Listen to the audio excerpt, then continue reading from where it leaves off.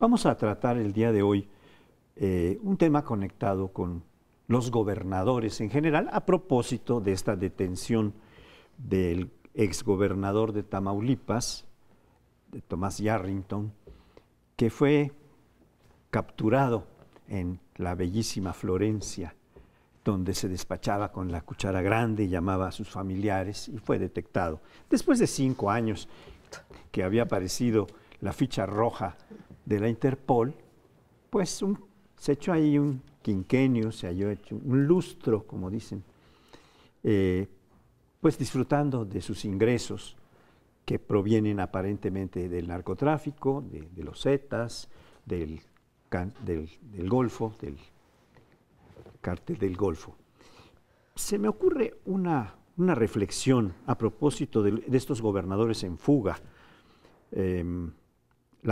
o presos, la mayor parte de los cuales viene del PRI, porque solo hay un preso del PAN, el de Sonora, pero todos los demás están o indiciados, como puede ser Moreira, después de varias vicisitudes que padeció en España cuando fue detenido y por unas horas, Granier, que ya está preso también, y 2 en fuga, que son los 2 Duartes, ¿no?, que cuando perdieron la presidencia los priistas, la manera de reconstruir el poder es tomando el poder que les quedaba, que no era poco, porque tenían la mayor parte de los gobernadores. Entonces los gobernadores hicieron una agrupación informal, encabezada por el hoy presidente, entonces gobernador del Estado de México, que pudo acabar con las diferencias que estaba habiendo entre Madrazo y el Bester, entre Beatriz Paredes y Madrazo, que habían llevado a la división muy fuerte en el PRI. Dijeron, oiga, hay para todos, pero vamos a reunirnos, pero la voz cantante la llevaron los gobernadores. Estos que ahora están en fuga lograron recuperar la presidencia de la República y hoy están hundiendo a su partido en el pantano más profundo que está puesto en todos los medios ahora con la detención de Yarrington. Lo dejo para ustedes. Sí, fue una ganancia espectacular, pero a corto plazo, la que se tuvo en el 2012. Los gobernadores refugiaron el poder del PRI en sus estados, se convirtieron en señores, casi dueños absolutos de ese poder, podían endeudarse, podían usar el dinero como lo quisieran. Rogelio Hernández, un colega del Colegio de México, tiene un libro al respecto de cómo los gobernadores, en el vacío dejado por la pérdida en el año 2000 del PRI, se convierten en los señores del poder en los estados. Pero ahora que se están cobrando o les está cobrando ¿cómo diremos a esto?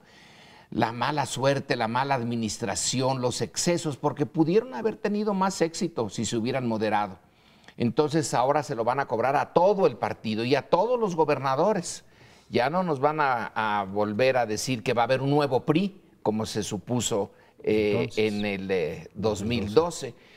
Y hay algo muy raro en esto de Yarrington, no sé ustedes qué piensen. El gobernador de Tamaulipas ahora dice que hasta octubre del año pasado tenía protección policíaca que pagaba el Estado y que se la quitaron en octubre.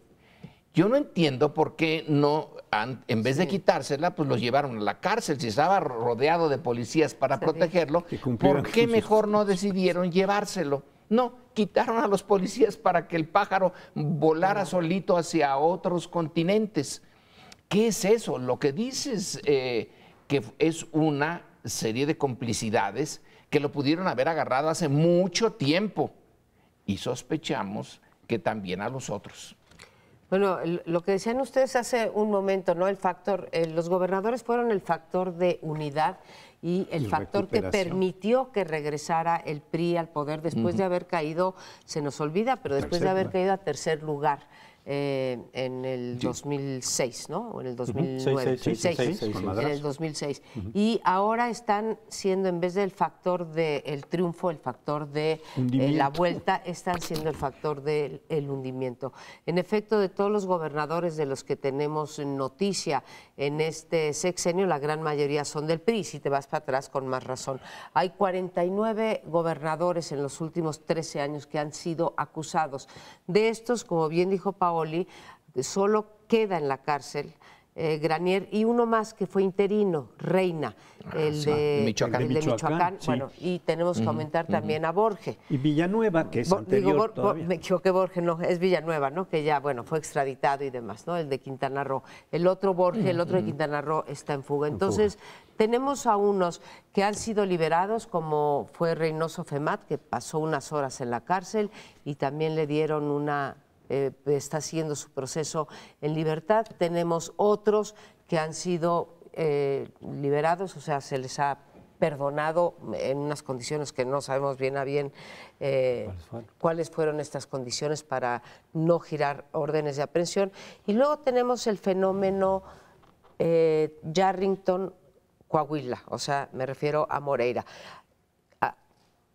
Tenemos derecho, digamos, a especular si este caso de Yarrington no va a ser como el de Moreira. Moreira lo apresan, está 2 días y medio en la cárcel, ¿sí? Y rápidamente, no solamente la Defensoría de España se echa para atrás en condiciones, dicen, pues molestas para el gobierno español, porque fue presionado por el gobierno de México y tienen que soltar, regresar pasaporte y viene.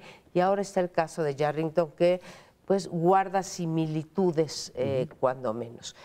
¿Qué va a hacer la PGR en un momento en que la ciudadanía sí está reclamando que la impunidad puede ser, o sea, no nos toca a ninguno de nosotros 4 decir si Yarrington realmente pertenece al crimen organizado o no pertenece, si se robó dinero, etcétera? Hay indicios. Pero nos vamos a quedar como con el resto de los 43 que han estado indiciados en los últimos 13 años, o realmente estamos pasando un momento en donde ya le quedó claro al gobierno que o empieza a poner orden en casa o los votos se van a ir volando, como se fueron en Veracruz, como se fueron en otras partes de... Sí, en Quintana Roo. Las encuestas sobre las preferencias y preocupaciones de la ciudadanía han dicho que tradicionalmente eran seguridad, bueno, siempre la economía. La situación económica es una de las prioridades, de las preocupaciones de la ciudadanía. Luego, en los últimos años, la seguridad se sumó a esto. Y recientemente se ha sumado la corrupción, a veces incluso con indicadores superiores a los otros dos. Es decir, la corrupción, nos hemos tardado porque la corrupción es endémica en México, pero en los últimos meses, años, quizá la ciudadanía se ha hecho cada vez más intolerante a la corrupción y a la impunidad. Y eso se ha ido expresando en estos estudios de opinión como una de las prioridades de la ciudadanía, y creo que se ha reflejado en los procesos electorales, en algunos por lo menos. Los del año pasado, para mí, claramente el mensaje era ese. Independientemente de qué partido estaba gobernando o no, fue como un rechazo, fue una protesta fuerte contra la corrupción. Y eso se traduce efectivamente en que algunos gobiernos han ido perdiendo.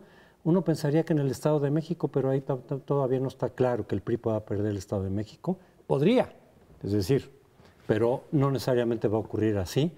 Están echando todo el aparato, lo que hemos hablado y demás, pero ese factor de corrupción que hizo que se perdiera Tamaulipas y Veracruz, quién sabe si ocurre también con el Estado de México. Sí, y varios estados, desde luego. Entonces, no. Y lo que dice Lorenzo, decir que raro, Yarrington ya llevaba mucho tiempo además, porque no es de los que acaban de salir. Él salió 7 años antes o algo por el estilo. Sí. En 2011 salió. Ajá, sí, bueno, pues entonces ya mucho tiempo. Yo creo que es que precisamente el gobierno ha visto que la demanda ciudadana ha crecido en cuanto a la corrupción, la protesta ciudadana. No era prioridad para el gobierno. No. Es decir, incluso con Javier Duarte ya se sabía desde cuándo todo lo que estaba ocurriendo y se insistía en decir, quítenlo, ¿no? Es decir, está haciendo todo esto, está despilfarrando, se está endeudando. Y con Moreira, cuando pasó lo de España todavía, primero cuando se detectaron todas las irregularidades. y hubo cobertura a Moreira. Luego en España viene la cobertura del gobierno de México.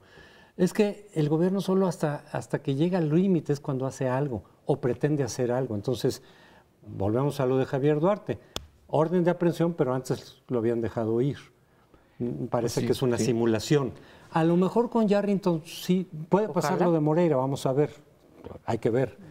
Pero a lo mejor sí está dispuestos a sacrificar a Yarrington como una pieza menor. No estuvieron dispuestos hasta ahora con los Duarte, ¿no? Pero a lo mejor Yarrington dice, bueno, ya es un gobernador de más atrás, no nos toca tanto. 6 años. Se dice que, por ejemplo, el caso de Duarte conoce mucha información de primera mano que puede ser comprometedora, entonces más vale mejor que se vaya que no se encuentre. No sé, con Yarrington podría ser un poco distinto el caso. Podría ser sacrificable, es lo que estoy diciendo. Yo creo que hay varios indicios, hay varios gobernadores que han sido indiciados, como se dice en derecho penal, sin que se haya podido proseguir, como tú ya apuntabas, para meterlos a la cárcel, ¿no? Un caso muy claro ha sido el que tiene una buena defensa jurídica, que es el gobernador Medina de Nuevo León, al cual el gobernador actual había dicho, lo voy a encarcelar, lo voy a meter, y no ha podido. Hay otros casos, como el de Quintana Roo, que también hay ciertos indicios por ahí de que vendió terrenos casi a precios de regalo a sus amigos, a sus pues, allegados. Y hay unos que de plano se confiaron demasiado y no fueron borrando las huellas de sus delitos. Hace mucho tiempo, un gran político de México, maderista y después anticardenista, que se llamó don Luis Cabrera, hizo una acusación, no recuerdo si a un gobernador o a algún político, le llamó ladrón. Entonces el otro le dijo, oiga, deme las pruebas. No, le dije, le estoy acusando a usted de ladrón, no de tarugo. Lo dijo con otros términos, pero yo después de esto ya no quiero usar los términos que son tan vilipendiados ahora. Pero también quisiera decir que este asunto de los gobernadores como fuerza principal de recuperación de la presidencia de la República, no del poder, nunca habían perdido todo el poder, pero habían perdido el eje principal del poder, que era la presidencia de la República. Y alguien me dijo hace muchos años, por cierto, ahora gobernador, mira, Francisco, el cemento que trae la unidad es el poder. Lo hemos perdido, porque entonces era priista, ahora ya no es priista. El gobernador de Tabasco actual me dijo, entonces esa es la clave. Entonces, el poder que existía se reunió, recuperan la presidencia y después se despachan con la cuchara grande sin límites los gobernadores. Pero eso de recuperar la presidencia para después despacharse con la cuchara grande, lo que hace es, en la conclusión, es minar a la presidencia. Sí. Es un círculo, en este caso vicioso, pero que puede ser virtuoso finalmente, sí, la providencia está ahí. Si la sociedad reacciona. Sí, claro. Ellos le dieron la presidencia de nuevo al PRI. El PRI aceptó que eran el nuevo PRI. Se identificó con estos gobernadores, no con Yarrington, sino con los nuevos. Y a la hora de identificarse y salir con su domingo 7, entonces quien se debilita enormemente es la presidencia. Creo que tienes razón y estamos pasando, bueno, no nos da tiempo. Por alto, decía hace un momento Crespo que el otro problema importante, además del económico, era la violencia. Y la violencia y la corrupción están bien correlacionados. Entonces, estamos fijándonos ahorita en Yarrington, porque es la noticia del día, pero también hay que pensar lo que hay atrás. O sea, Yarrington aparentemente estuvo su gobierno penetrado por el crimen organizado, lo cual también lleva a los niveles de violencia que ya conocemos. Sí. Yo espero no solamente que el caso de Yarrington no sea como el de Moreira, que ahora además va a correr para ser diputado y tener fuero de nuevo, sino que esto lleve a desentrañar las redes de penetración de los gobiernos locales en México, porque meter a Yarrington a la cárcel solo, pues... Bien, de poco, sí. Es un tema que desafortunadamente vamos a tener que seguir tratando porque están corriendo muchas cuestiones relacionadas con los delitos de los gobernadores o presuntos delitos. Nos vamos a un siguiente segmento. No nos deje. En un par de minutos estamos de regreso. Bueno, y en los reacomodos que está sufriendo la izquierda mexicana, los partidos de izquierda, en este fin de semana hubo 2 movilizaciones, una del PRD el sábado y ayer Morena, cada uno desde luego pues lanzando su proyecto, tratando de rescatar en el caso del PRD lo que sea rescatable, tratando de jalar gente de diferentes partidos en el caso de Morena y de firmar pues un acuerdo al que se puede sumar quien quiera que sea, cualquiera que sea su origen partidario o ideológico. Están haciendo sus jugadas desde luego cada uno de los partidos de frente al 2018. Son partidos rivales en más de un sentido, tienen afinidad, pero uno surge de la ruptura con el otro, lo acusa, lo denuncia como parte de la mafia allá. En el PRD están divididos, algunos quieren ir con López Obrador, calculan que es la mejor apuesta para el propio PRD. Desde dentro del PRD, muchos se salen y se van a Morena, pero otros dicen no, desde el PRD tendríamos que ir con López Obrador en coalición. Pero otros grupos que no pueden ni ver a Andrés Manuel López Obrador y que harán todo para no ir con López Obrador e incluso aliarse con quien sea para detenerlo, para que no llegue a la presidencia. Es la impresión que da por sus propias declaraciones y demás. Bueno, ahí está, sobre la mesa, lo que ocurrió este fin de semana en el caso de estos 2 partidos. Es inocultable la división de la izquierda en México y también es inocultable el terreno grandioso que ha ido ganando Andrés Manuel López Obrador en una hazaña movimentista, diría yo, y electoral del 2015 para acá. Nunca habíamos tenido un partido como Morena, que en la primera elección, para los que no lo sepan, en la primera elección, si eres un partido de reciente creación, tienes que correr tú solo. Y corrió solo y se situó ni más ni menos que en la Ciudad de México como unas... Bueno, dependiendo primera o segunda fuerza electoral, pero digamos muy parejo con el PRD. Y de ahí para adelante ha ido incluso ganando en presencia territorial. En Veracruz dio una sorpresa grande con un caudal de votos pues muy extenso en Veracruz y ahorita tiene en el Estado de México a una candidata, Delfina Gómez, pero muy competitiva. Hoy en la última encuesta que leíamos esta mañana está incluso en segundo lugar, 4 puntos abajo de ni más ni menos que del Mazo, que es del PRI, ¿no? Entonces, es un partido al cual no se le puede escatimar lo que ha ganado en estos 2 años de existencia formal, aunque ya venía de atrás. Y ha logrado además pues llevarse, no hay bancada de Morena, pues porque esto es una cosa de tecnicismos al interior de las normatividades del Congreso, pero pues prácticamente Andrés Manuel López Obrador, perdón que lo ponga así, formalmente el PT es la tercera fuerza en el Senado, un partido que que perdió de hecho el registro porque no alcanzó los 3 puntos y a través de una distrital, una extraordinaria en Aguascalientes, lo recupera.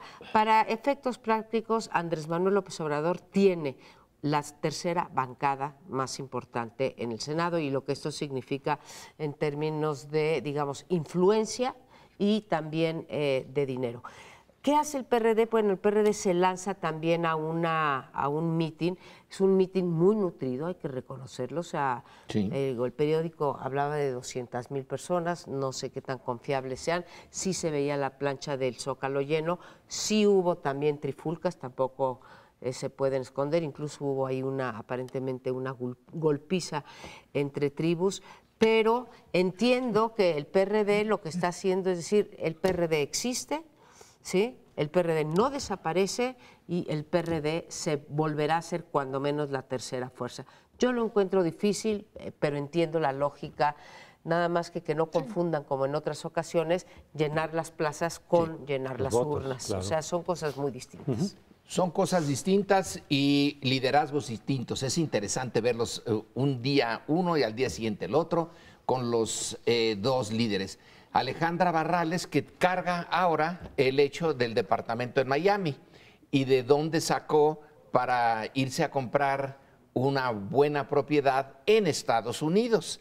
si se supone que esos líderes de la izquierda son muy nacionalistas, ¿cómo andarse yendo a vacacionar a Estados Unidos? Pero en fin, el PRD pues no estaba muerto, andaba de parranda y regresa al Zócalo. Escenario. Bueno, es que el PRD tiene, después de todos los dineros que el Estado le da al partido, Pues sí. y Morena tiene mucho menos, mucho menos. Pero hay un punto interesante, la de los perredistas que firmaron el domingo el documento frente a López Obrador. Alguien puso que es el bautizo de que redimen sus pecados De conversión. y se convierten en perredistas. Bueno. Y el periódico Reforma puso a todo el grupo que estaba en el estrado como el Arca de Noé. Llegaban Todo tipo de animales. Flaco favor, ¿eh? de diferentes puntos ahí. Creo que se puede entender esta decisión de Morena de asumir el costo que implica tener antiguos perredistas que en el momento en que las cosas estaban más difíciles se quedaron en el PRD. Y ya cuando empiezan a ver que hay futuro, que hay la luz al final del túnel de Morena, entonces deciden irse. Pero bueno, la política se hace con ese realismo, ni modo. Cuando se es extraordinariamente puro, lo más seguro es que No se puede. pierda. En un país como México, ni duda. Es como amarrarse una mano y ir a pelear con el otro. Pero tiene sus riesgos. Entonces, yo entiendo que Morena esté poniendo ahorita las puertas abiertas a los que vienen, incluso algunos del PRI, algunos del PRD, al PT. Muy bien, pero que tiene que también dar la idea de que esos elementos no serán los que decidan la vida inmediata futura del partido, sino los que desde el principio aguantaron el chaparrón, pasaron la prueba y no los oportunistas.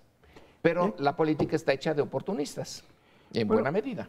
Yo tengo una perspectiva un tanto distinta de esto que planteabas, Lorenzo. Un tanto distinta, no totalmente distinta. Basado en la suma que hicieron varios personajes, me llamó mucho la atención la de Pablo Gómez, ¿no? Que advierte que no dejará el PRD, que no va a renunciar al PRD, pero que iba a haber, después firmó. O sea, va poco a poco aproximándose. Pero el hecho de haber anunciado que no dejaría el PRD me lleva a pensar que están haciendo un grupo más amplio, distinto de los que ya renunciaron al PRD y se fueron al PT, en el caso de los senadores, u otros que ya se fueron con López Obrador sin ser senadores ni nada, sino perredistas notables renunciaron al PRD y se fueron para allá. Tengo la impresión de que esta suma de esta agregación de un personaje como Pablo Gómez, que ha sido presidente del PRD en un periodo muy breve, está juntando perredistas que quieren hacer un planteamiento más colectivo y no solo de suma individual de personalidades, sino que dentro del PRD haya un grupo muy grande que plantee una coalición. Y a lo mejor los derrotan, los chuchos, a lo mejor, o a lo mejor les ganan a los chuchos y entonces López Obrador se vería en la necesidad de decir si acepta o no acepta una coalición con el PRD.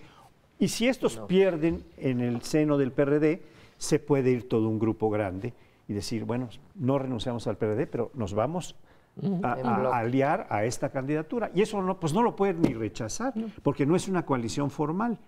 Me parece que eso puede ser la aproximación de un personaje como Pablo Gómez, que no tiene un colmillo bastante largo y una experiencia muy grande en la política mexicana. Amenazó a Alejandra Barrales que quien firmara eso, que sería una aceptación plena ya de la candidatura de López Obrador, antes de tiempo le podrían expulsar del partido. Vamos a ver qué pasa con Pablo Gómez. Porque algo parecido pasó con Barbosa. Barbosa dijo, no me estoy saliendo del PRD, estoy sugiriendo que el PRD haga coalición con Morena, lo cual es factible. Lo acusaron de que estaba apoyando al candidato de otro partido, decir, pero es que nosotros no tenemos todavía Existen las coaliciones, el PT y Movimiento Ciudadano vinieron en coalición con el PRD muchas veces para apoyar a López Obrador. No estoy pasando por encima ni estatutos, ni la ley, ni nada. Simplemente estoy sugiriendo que pensemos en irnos en coalición con López Obrador, porque si la política no está hecha efectivamente ni de congruencia, ni de principios, ni de ética, hablan todo el tiempo de eso, pero atrás de bambalinas está el pragmatismo, está la conveniencia. Entonces, muchos dentro del PRD dicen lo que conviene al partido como tal, aparte de lo que les convenga a ellos como ciudadanos, individuos políticos, es irnos con López Obrador. Ahí podemos sacar varias cosas que de otra manera no vamos a sacar. Ese es el cálculo pragmático que están haciendo. Barbosa sí lo planteó, ya terminó por salir del PRD ante toda la presión. A ver con Pablo Gómez, porque quien diga dentro del PRD, vámonos en coalición con Morena, porque nos conviene, tiene el riesgo de que se le echen encima hasta que lo sacan del partido. Entonces están como fomentando. Quien quiere irse con López Obrador por razones personales o ideológicas o las que sean, tiene que salirse del PRD e irse a sumar con Morena, formal o informalmente, pero con López Obrador ahí. Pues yo creo que lo que está pasando, que ya empezó, lo vamos a ver de aquí a fin de año, se va a seguir fragmentando, porque está el otro grupo que no quiere nada con López Obrador, yo insisto, van a hacer todo lo posible para no ir en coalición, y entonces el partido lo que puede hacer es desgajarse en dos partes, una hacia Morena, ya sea que no sé si van a ser suficientes los que quieren ir en coalición como para imponer esa decisión como partido, cuando tengan que decidirlo, o se habrán tenido que salir del partido antes y ya simplemente sumarse a Morena. En realidad da igual si se salen antes o se salen, creo yo. Después se han ido, ahora sí que no es de riego, sino por goteo, ¿no? Por goteo. Entonces se han ido por goteo. Y aquí el sartén, el mango del sartén lo trae Morena, ¿sí? Sí. Y Morena va a decir a quién acepta y a quién no, lo va a hacer de manera pragmática.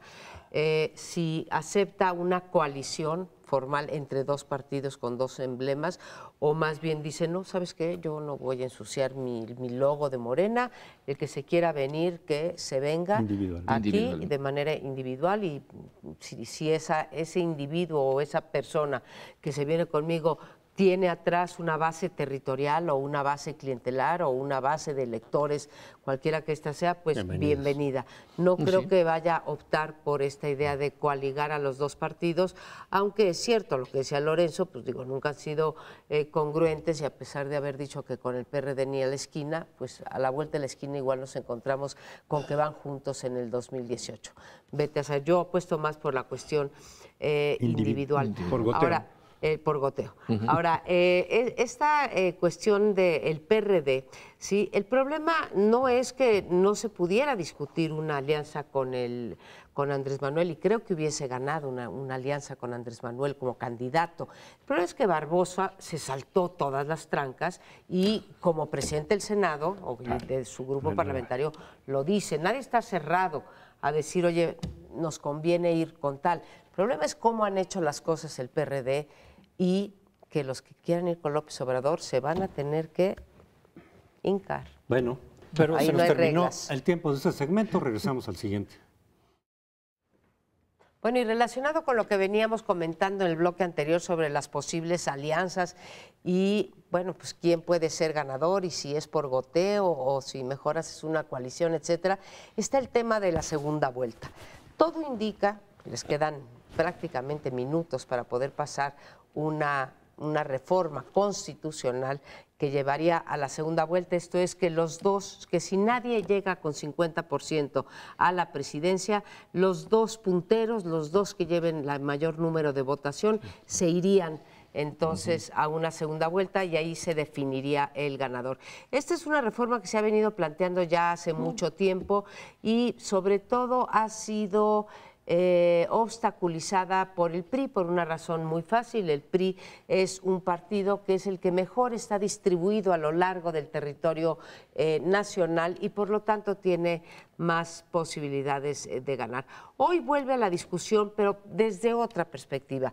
Viene desde la perspectiva, y así lo ha denunciado el propio Andrés Manuel López Obrador, de decir, bueno, quieren meter la segunda vuelta porque si gano en la primera vuelta, si soy uno de los dos primeros lugares, se van a unir los de la mafia del poder, lea usted PRI y PAN en contra mía, y esos votos sí podrían sacarme a mí de la jugada. Esa es la importancia de segunda vuelta, aunque creo que tenemos que ser honestos, lo más probable es que esto no pase. La segunda vuelta, hay que decirlo, está en muchos países de América Latina, cada vez en más, de 19 países que más o menos seguimos, 13 tienen, y cada vez más, 13 tienen segunda vuelta.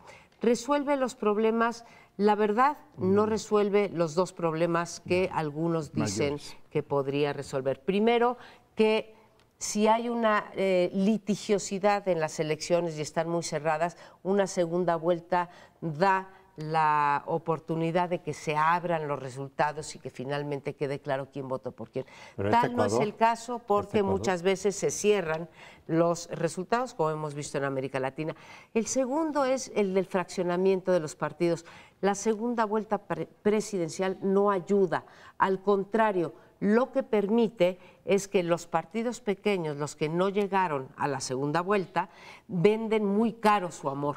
¿Sí? Como dice la canción, vende caro tu amor, aventurera. Entonces, el PRD, y por eso traíamos este tema a la mesa, el PRD con su 5% que marca hoy en las encuestas, o su 9% que nos recordaba Paoli, o 12% en el Estado de México, podría darle la vuelta a las elecciones. Ahí estriba, es darle un gran poder a los partidos pequeños y provocar una nueva configuración de alianzas en la segunda vuelta. Ahí les pongo el tema. Yo creo que lo de la segunda vuelta, como ya bien dijiste, María Amparo, es algo que se viene discutiendo desde hace mucho. En los últimos tiempos, en los últimos años, dentro del PAN, del Partido de Acción Nacional, hubo una aceptación de esto.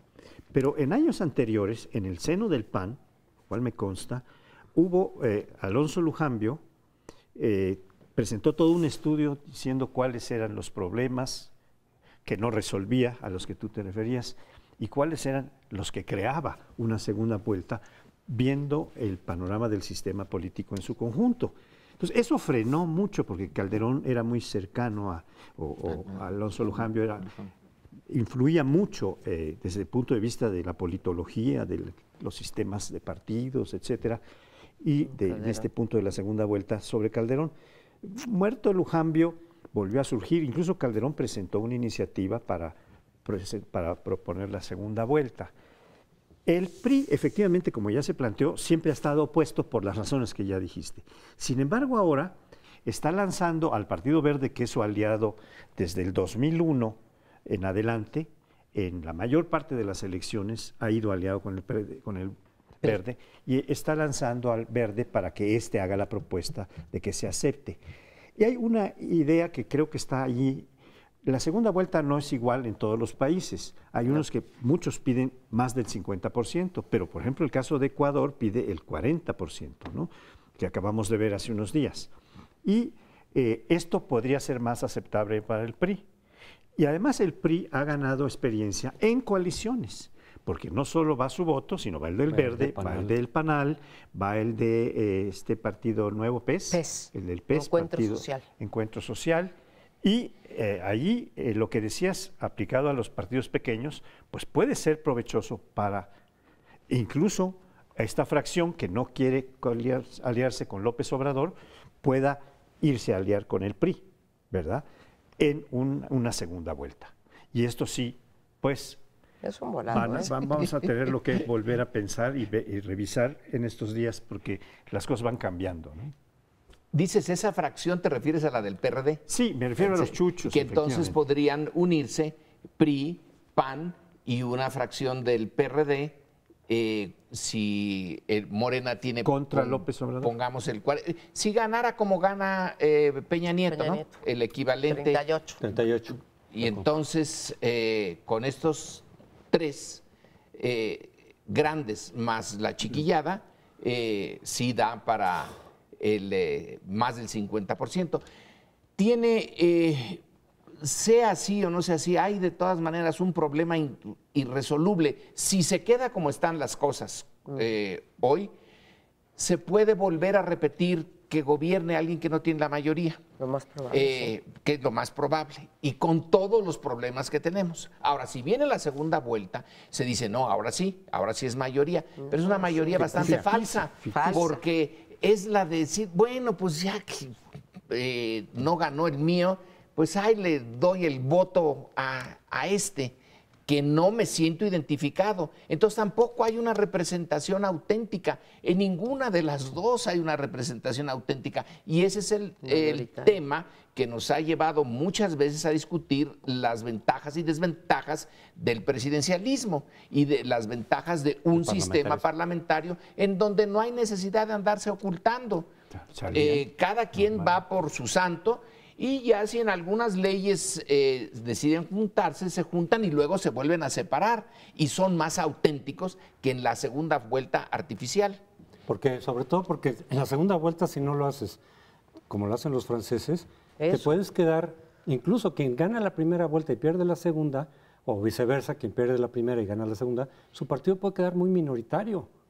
Si se da en la primera vuelta también el Congreso, al mismo tiempo que los presidentes, y ya ahí se define el Congreso, queda muy fragmentado el Congreso de todas maneras, que es el problema de gobernabilidad real, más allá del porcentaje que pueda alcanzar quien gana la segunda vuelta, puede ganar con 70% y su partido ser del 22%. Ha habido casos en América Latina así. Entonces, en realidad, no solo no resuelve, sino que puedes incluso complicar. Es de los casos, de los casos en que complicas la gobernabilidad en vez de resolverla.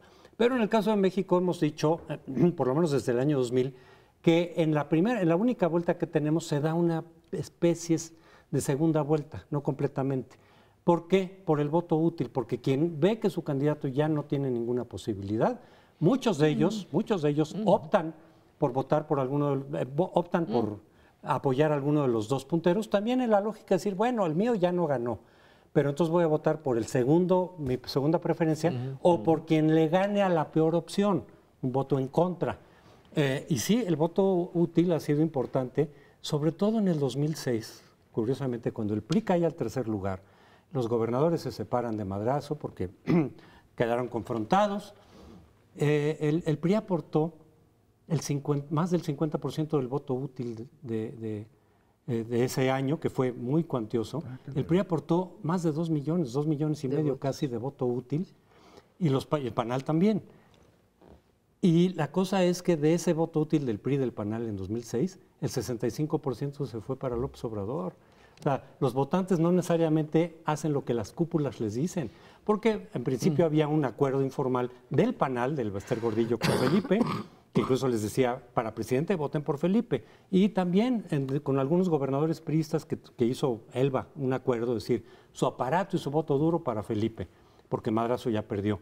Pero los votantes se pueden ir por otro lado, ¿eh? Entonces, el votante priista en 2006 se fue, y el PANAL, del PANAL, se fue mayoritariamente por López Obrador. Yo ahí querría dejar dos cosas para los tomadores de decisión, los legisladores y digamos para nosotros y el público, ¿no?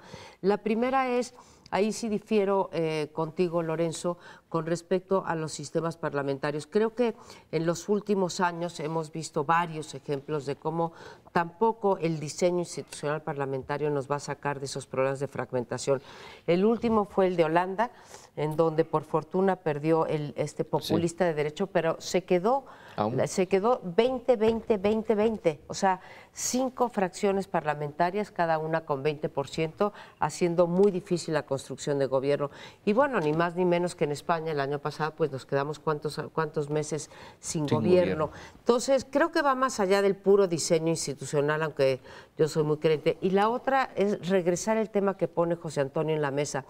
Para aquellos que están pensando el poner la reforma como una reforma para que no gane López Obrador, varios de los estudios, además de lo que dice José Antonio, varios de los estudios de los encuestadores hoy en día que dividen, digamos, que ponen careos, si no ganara su candidato de preferencia y nada más le quedaran, por decir algo, Margarita Zavala y Andrés Manuel López Obrador, o el señor Osorio Chong y Andrés Manuel López Obrador, pues se van cuando, o sea, en el mejor de los casos se van en mitades, y si me apuras mucho se van más para Andrés Manuel López Obrador.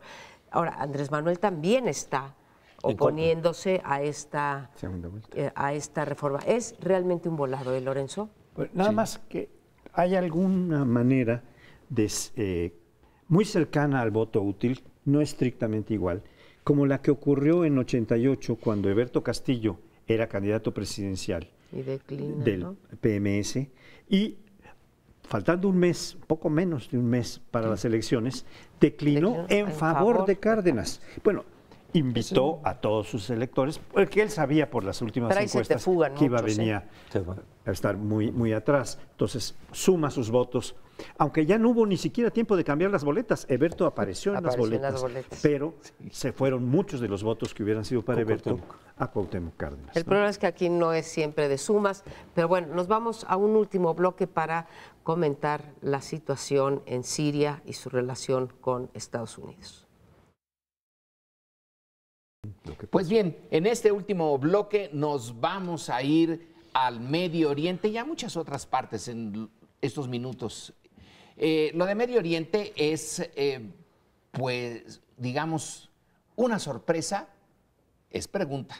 El señor Trump había dicho que no se iba a meter ya más en estas pequeñas guerras y conflictos como sus antecesores, que nada más debilitaron a Estados Unidos y no le han dado una guerra a ganar.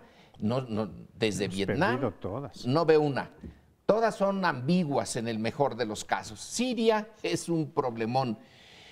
Las cifras varían.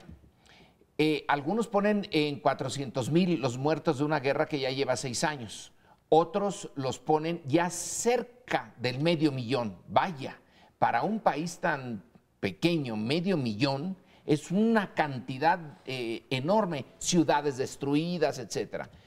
Y de repente el presidente norteamericano, el nuevo presidente norteamericano, dice, usaron gas sarín en una población que está en manos de los rebeldes, de los enemigos de Assad, el presidente de Siria. Eso es atravesar varias líneas, refiriéndose a las que en algún momento, a la línea roja que había hablado Obama de que no se podía usar gas, porque eso sí, Estados Unidos reaccionaría y no reaccionó. Entonces, él lanza 59 misiles crucero desde los buques norteamericanos. Eso no va a cambiar en nada la guerra. Ya vimos las fotografías del bombardeo, pues sí, les dejaron la base aérea hecha una desgracia, pero eso no cambia las circunstancias. Lo interesante aquí es que si el presidente dijo primero A y luego hizo B, alguien dice, bueno, ¿cuál es la doctrina exterior cuál es la base de la doctrina exterior de Trump? Y otra respuesta es, pues la base de la doctrina exterior es que no tiene base de doctrina exterior. Y entonces hace cada vez alguna cosa nueva y estamos, para México también, a enfrentarnos en esa situación. Bueno, yo creo que perdón, ¿querías tú? Adelante. Estas ocurrencias del presidente de los Estados Unidos no son tan sencillas porque a pesar de que puedan ser juzgadas como algo que se le ocurre de último momento cuando ha tenido tesis en oposición a lo que ahora hace, fue apoyada por algunos de los jefes de Estado más importantes del planeta. Por Alemania, por Hollande, que es francés, todavía presidente, aunque el 23 de abril de este mes vamos a tener elecciones en Francia, pero ese es otro asunto. La cuestión que me parece que hay que aclarar con toda puntualidad es que tanto el uso de elementos químicos en la guerra violentan normas expresas de derecho internacional. Y este envío de los 40 y tantos misiles, 50 y tantos misiles, pues la viola también. Es decir, ahora estamos a ver quién viola mejor y más rápido las leyes internacionales, que se supone eran leyes preventivas de actos de barbarie, como son los elementos químicos puestos para matar indiscriminadamente niños. En la echada de estos elementos químicos murieron 20 y tantos niños. Pues no pueden tener ninguna responsabilidad. Y en la otra parte también murieron muchos inocentes y se aventaron estos misiles con una prepotencia como la que tiene un presidente de la potencia mayor del mundo, ¿no? Que es Estados Unidos, y inmediatamente fue felicitado.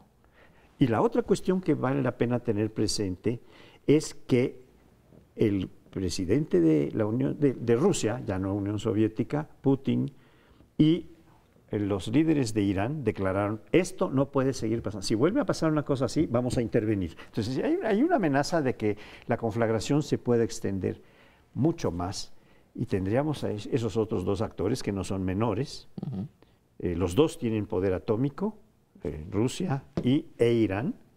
Y ahí, pues, quién sabe qué pasaría con cuestión lo de Corea del Norte y esto, porque se van haciendo dos polos que pueden enfrentarse en una guerra que espero que no sea mundial, como las dos anteriores, pero que puede ser muy grave para el planeta. Que se está, digamos, que la situación geográfica en Medio Oriente, y tenemos también que meterlo de Corea del Norte, se está poniendo muy complicada, y esto viene desde la primavera árabe, porque finalmente Siria, con Bashar al-Assad, fue uno que no permitió. No es que los demás países estén mejor, no es que Egipto esté mejor, pero Bashar al-Assad sí frenó la posibilidad de que hubiera una apertura, pasar a un régimen democrático, etcétera, que insisto, también pasaron los otros y están pues más o menos igual.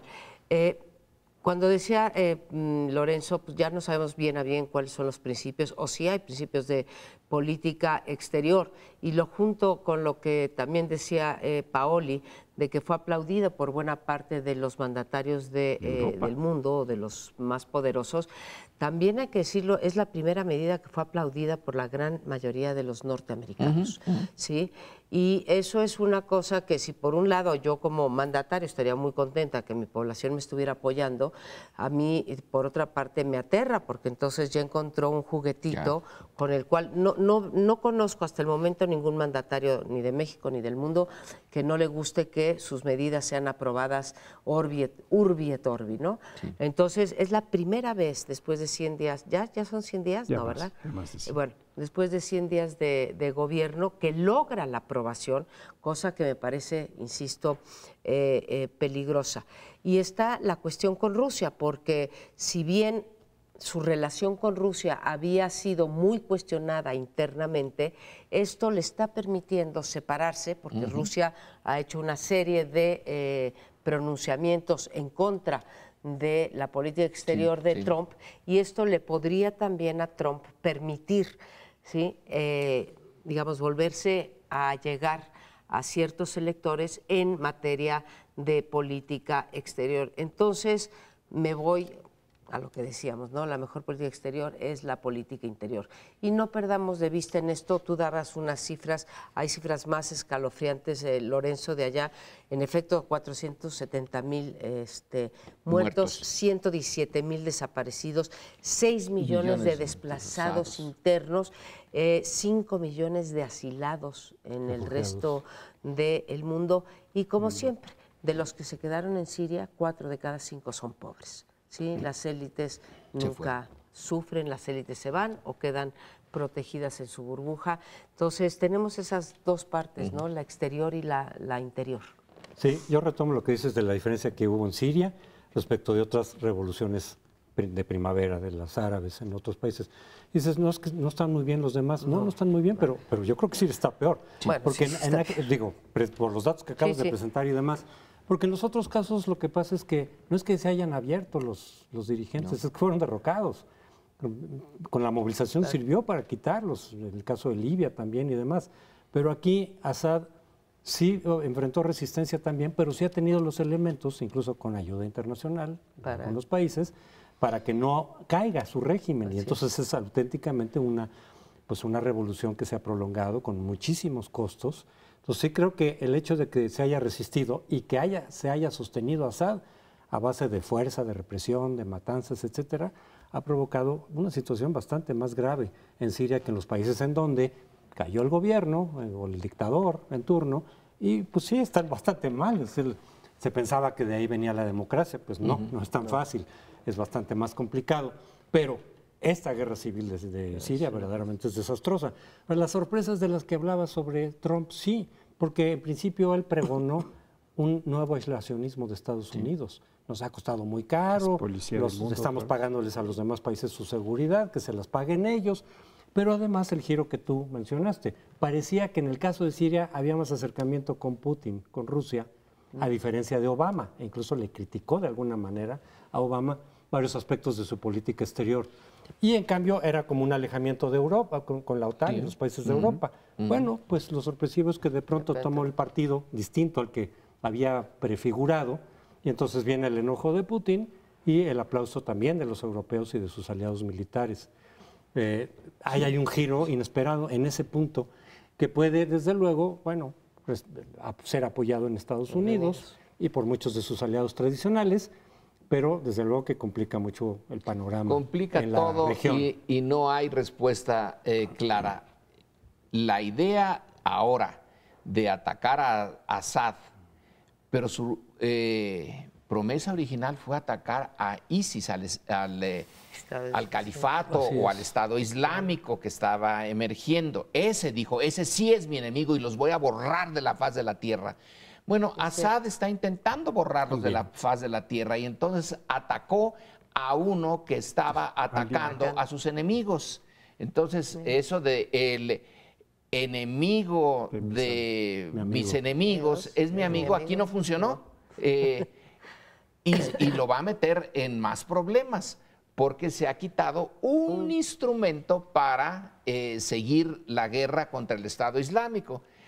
Ahora, en la corta le da ganancia, a la larga sabrá Dios qué es lo que va a salir de allí, pero nos tenemos que ir, les esperamos la siguiente semana y que tengan una buena Semana Santa.